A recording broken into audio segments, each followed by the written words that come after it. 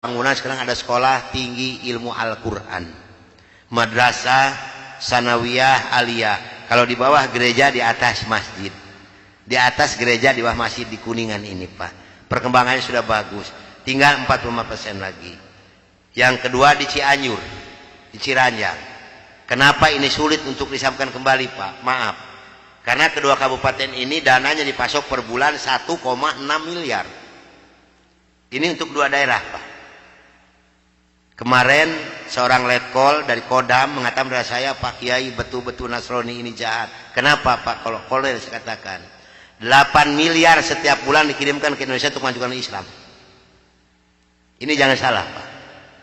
Karena mereka punya program tersendiri. Di Islam, Ustadz siapa yang menggaji Pak? Saya dulu tahun 64, 65 demi Allah gajinya sudah 6.700.000. Itu 64, 65 Pak. Sehingga begitu saya masuk Islam, maaf 13,9 miliar demi Allah tidak saya bawa serupiah pun. Begitu saya punya tugas mengajarkan Islam, berangkatlah dari Bandung jam 12 malam dengan sebuah kendaraan Kijang. Yang pegang sendiri sebelah kanan saya adalah Dr. Cornelis. Selama hidup saya memegang agama Nasrani, saya belum pernah mendengarkan adzan subuh. Adzan duhur, asar, maghrib dan isya saya tahu. Kalau adzan subuh kuping saya belum pernah mendengarkan. Karena saya belum pernah bangun sesubuh itu. Begitu nyampe di Jakarta di kampung Prapanca, bertepatan dengan berkumandangnya adzan subuh. Kata Dr. Cornelis kepada saya, Bro, tolong dengarkan adzan orang Islam ini kok goblok sekali, aneh-aneh. Saya buka kaca jendela itu mau bisa dengarkan ini adzan. Betul Bro, orang Islam ini kok adzannya aneh-aneh. Kebetulan di Jakarta di kampung Prapanca ini saya mengontrak sebuah rumah yang besar khusus untuk penginjil. Yang punya rumah namanya Bapak Rosid. Beliau adalah seorang sarjana agama Islam yang mengajar sekolah dasar negeri. Kata Dr. Cornelis kepada saya, Bro, karena Bro sebagai pemimpin dan ketua kami yang berhak dan berani untuk menanyakan masalah ini, tolong besok tanyakan kalau kita sudah nyampe di rumah kontrakan. Oke, besok akan saya tanyakan. Begitu saya nyampe di rumah kontrakan, kendaraan saya masukkan ke dalam garasi dan sebagian barang-barang diturunkan. Kira-kira jam 7 pagi, Pak Rosid ini keluar dari rumahnya mau mengajar. Karena kebetulan rumah yang saya kontrak dengan rumah beliau bersebelahan, hanya terhalang oleh satu jalan yang kecil. Begitu saya lihat beliau sedang menyalakan sepeda motornya, saya memberanikan diri menghampiri dan menyapa beliau. Kata saya, selamat pagi Pak. Oh selamat pagi Bapak Pendeta, kapan datang dan apa kabar? Baik Pak, dan baru saja saya tiba. Ngobrol punya ngobrol. Akhirnya saya memberanikan diri kepada beliau menanyakan tentang ajaran agama Islam. Pak, apakah boleh saya bertanya kepada Bapak tentang ajaran agama Islam? Dengan senyuman yang manis, muka yang cerah, beliau memberikan jawaban kepada saya. Silahkan Bapak Pendeta, dengan senang hati dan kedua tangan saya terbuka, insya Allah apa yang akan Bapak Pendeta tanyakan akan saya jawab. Mari Bapak Pendeta kita ke dalam rumah. Jangan ngobrol di luar. Lebih luasnya kita ngobrol di dalam rumah. Saya dibawa masuk ke dalam rumah beliau. Sehingga beliau ini berani mengorbankan tugas negaranya. Tidak jadi mengajar karena ngobrol dengan saya sampai jam 3 sore. Yang pertama sekali saya tanyakan kepada beliau adalah tentang azan. Pak, kenapa orang Islam ini kok adanya aneh-aneh? Aneh-aneh bagaimana Bapak Pendeta? Tadi begitu saya masuk sini, terdengarlah suara adzan yang asing di kuping saya. Ada kata-kata aso. Aso apalah saya tidak tahu Pak. Oh betul Bapak Pendeta, itu adzan subuh pakai as-sholatu khairum minan naum.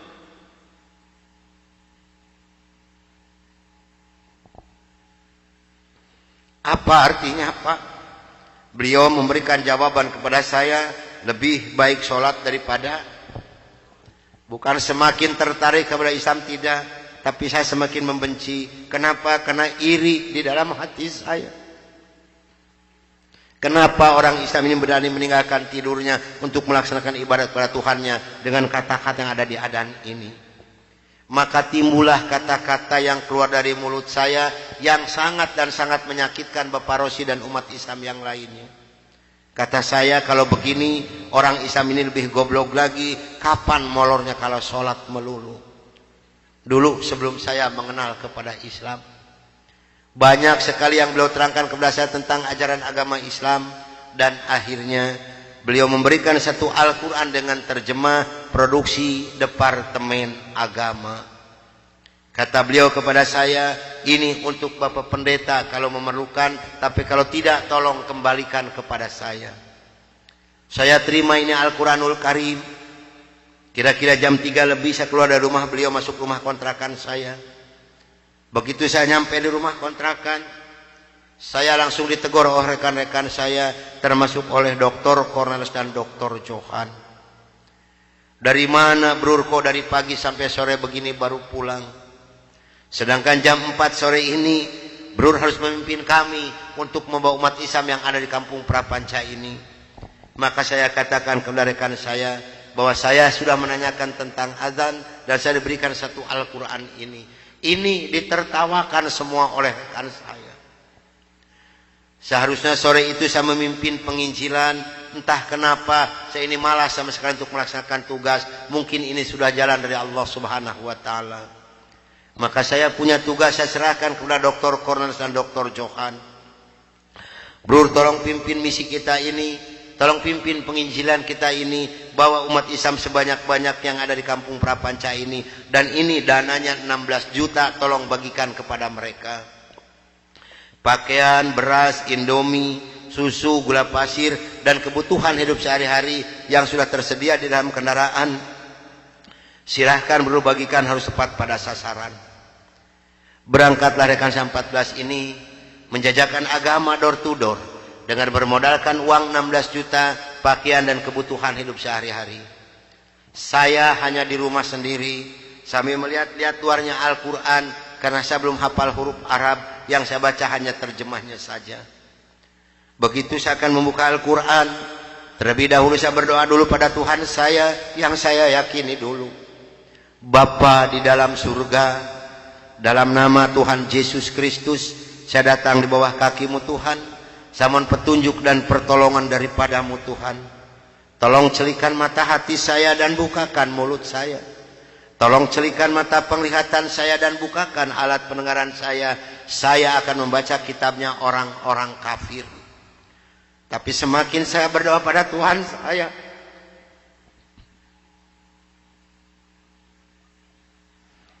semakin terbukalah dalam Al-Quran ini. Ini suatu keanehan yang nyata di dalam kehidupan saya.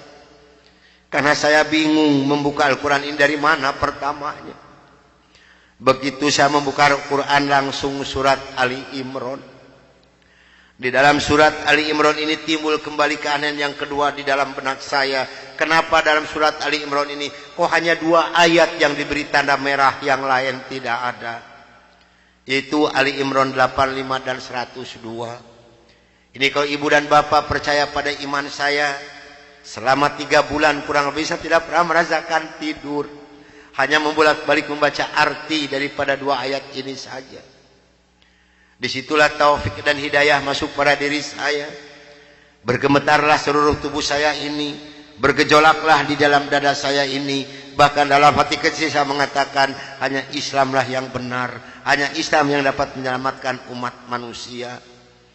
Maka saya harus berani mengatakan kepada rekan saya, apapun yang akan terjadi, saya siap untuk menerima risikonya. Atas bimbingan dan pelajaran dari Bapak Rosid, atas petunjuk dan petuah dari Bapak Rosid, saya memberanikan diri menghampiri rekan saya 14 yang sedang mengadakan kebaktian doa. Saya katakan kepada rekan saya, bahwa mulai hari ini, jam ini, menit ini, saya akan mengundurkan diri dari penginjilan. Saya akan menyerahkan sebagai ketua misionaris pada Anda semua. Karena saya hari ini akan mencari agama yang baru, itu agama Islam. Karena hanya Islam yang benar, hanya Islam yang dapat menyelamatkan umat manusia. Agama yang kita pegang sama-sama tidak bisa menyelamatkan kita semua. Namun apa daya yang saya terima dari mereka, maaf, saya bukan mau dikasihani oleh ibu dan bapak, tidak. Yang mengasihani saya adalah Allah Subhanahu wa taala. Saya bukan seorang tentara, saya bukan seorang polisi, tapi merasakan panasnya peluru di kaki kiri saya dan di dada sebelah kanan saya ini. Besi yang lebarnya 6 cm yang dibakar merah membara, yang dipukulkan ke pipi saya tahan dengan tangan kiri saya. Demi Allah, besi panas nempelah di tangan kiri saya. Lalu saya ditengkurapkan, kepala saya diinjak oleh 3 orang. Tangan saya, kaki saya kiri kanan dipegang dan diikat oleh mereka. Lalu punggung saya dipukuli oleh Dr. Johan pakai kursi rotan. 13 tulang punggungnya patah untuk mengenal Islam. Kalau menurut logika manusia, saya ini harus sudah meninggal dunia. Tapi Allah Maha di atas Maha, Allah mempunyai rencana lain untuk saya. Atas izin dan karunia Allah yang diberikan kepada saya bisa lolos dari pembunuhan rekan-rekan saya.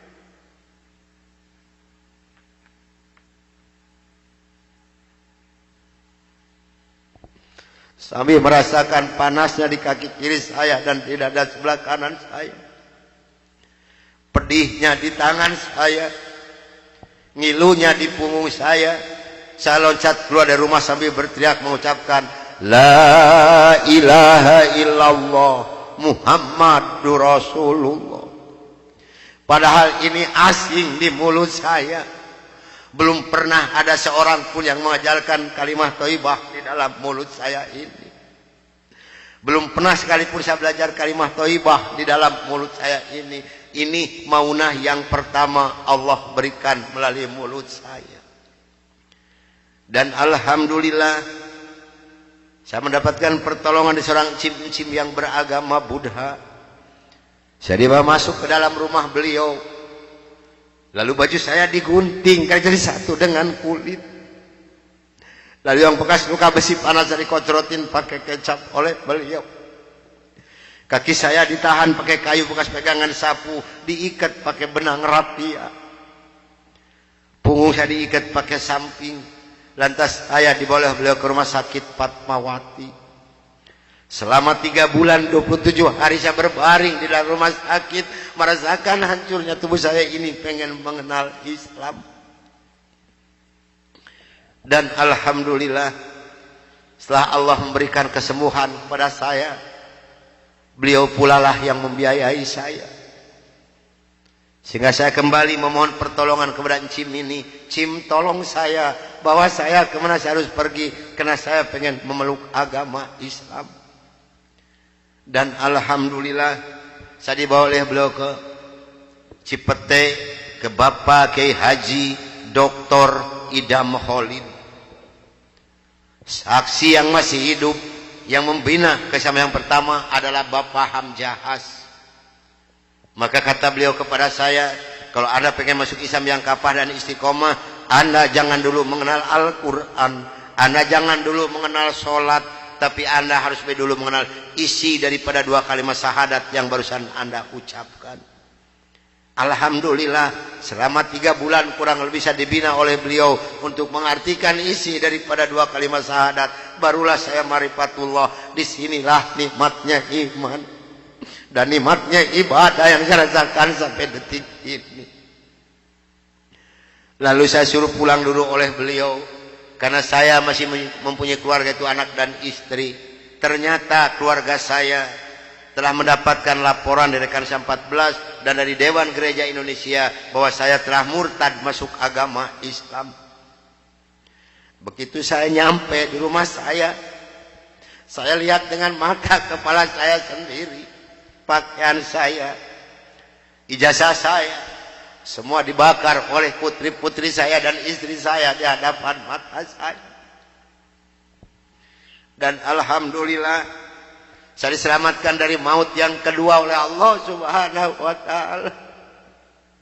Begitu putri-putri saya menyiramkan minyak kelapa panas ke muka saya masih diselamatkan oleh Allah. Minyak kelapanya tumpah di punggung saya. Ini adalah darah daging saya sendiri yang menganiaya saya, bukan orang lain. Lalu kepala saya dilempar pakai cobek, dipukuli pakai setik kasti, sampai saya diusir caci maki dengan kata-kata yang sangat keji yang keluar dari mulut darah daging saya sendiri. Nyah, engkau di hadapanku anjing, setan, babi, iblis, jangan menginjak rumah ini, haram rumah ini kau diinjak oleh setan dan iblis macam kau. Ini adalah darah daging saya sendiri, bukan orang lain. Dan alhamdulillah begitu saya meninggalkan rumah tangga saya, hanya pakai pakaian satu setel yang nempel di badan saya yang penuh dengan minyak kelapa panas. Harta kekayaan berlimpah luah demi Allah tidak saya bawa serupiah pun, karena saya pengen masuk Islam yang kapal dan istiqomah. Saya harus samina wa atona. Jangankan harta kekayaan yang berlimpah luah, putri-putri saya pun yang 3 saya putuskan.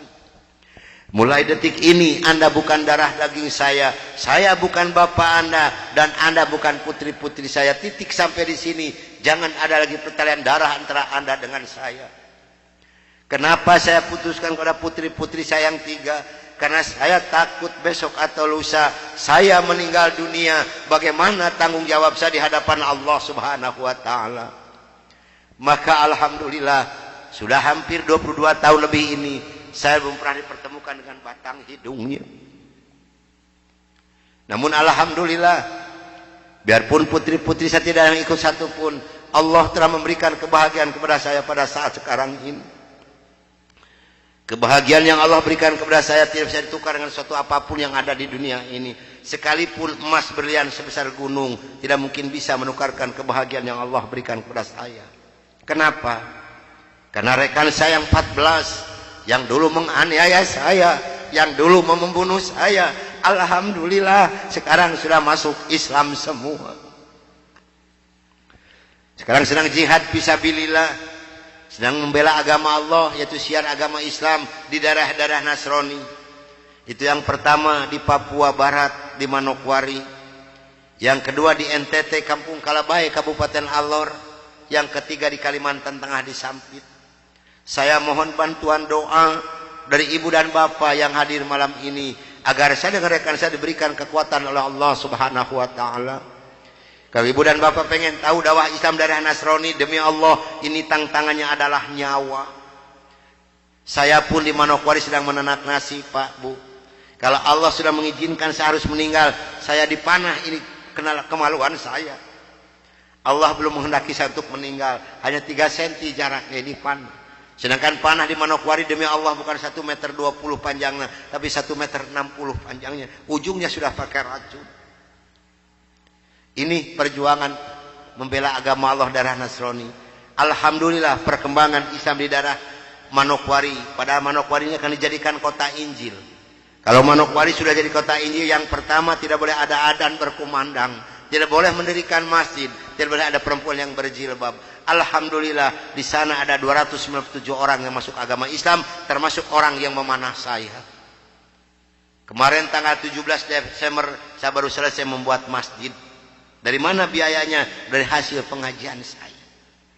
Saya mohon bantuan doa, karena kadang-kadang rekan saya di sana, Pak, maaf, 10 hari lebih tidak pernah ketemu nasi. Yang dimakan oleh rekan saya singkong direbus, yang penting terganjal perut, karena sulit mencari dana untuk dakwah di Islam ini. Dari mana makan mereka sehari-hari? Maaf, dari hasil pengajian saya. Karena mereka lepas dari gereja tidak ada santunan apapun. Siapa yang harus bertanggung jawab? Kita-kita inilah sebagai umat muslim. Di Kalimantan Tengah ada 192 orang. Di sana, Pak, demi Allah tidak ada masjid satupun. Gereja ada 9. Paling banyak isi gereja 15 orang. Kalau saya mengadakan sholat berjamaah di Kalimantan ini, pakai kompas di luar, di lapangan, di atas disiram oleh mereka. Saya hanya bisa berdoa, ya Allah berikan taufik dan hidayah bagi mereka, karena mereka tidak tahu kedatangan saya ini mau apa. Alhamdulillah 4 hari kemudian 8 orang yang masuk agama Islam, maka berjumlah 192 orang yang ibu dan nenek yang kupingnya pada panjang-panjang. Saya mohon bantuan doa, karena saya sedang membebaskan tanah untuk pembangunan masjid. Mudah-mudahan Allah memberikan jalan untuk saya untuk melunasi tanah di sana, untuk pembangunan masjid di sana. Nah hadirin ikhwatul iman rahimakumullah yang hadir malam ini, barangkali, tapi sebenarnya saya mohon maaf yang sebesar-besarnya, barangkali ibu dan bapak mau ikut berjuang membela agama Allah, menyisihkan sedikit rezeki untuk pembebasan tanah di Kalimantan ini, insya Allah hubungi saya. Tapi yang penting adalah doa, karena doa lebih dulu nyampe di hadapan Allah subhanahu wa ta'ala. Nah hadirin ikhwatul iman rahimakumullah, itulah mungkin tausiah saya yang saya bisa sampaikan malam ini. Mudah-mudahan ada manfaat guna untuk ibu dan bapak. Dan mudah-mudahan yang hadir malam ini kelak di yaumul qiyamah mendapatkan syafaatul ujma dari Kangjeng Nabi besar Muhammad Rasulullah sallallahu alaihi wasallam. Dan mudah-mudahan kita dipertemukan Allah bukan hanya sampai di sini saja, tapi sampai yaumul jaza kita dipertemukan kembali oleh Allah subhanahu wa ta'ala. Akhirul kalam wabillahi taufiq wal hidayah. Wassalamualaikum warahmatullahi wabarakatuh.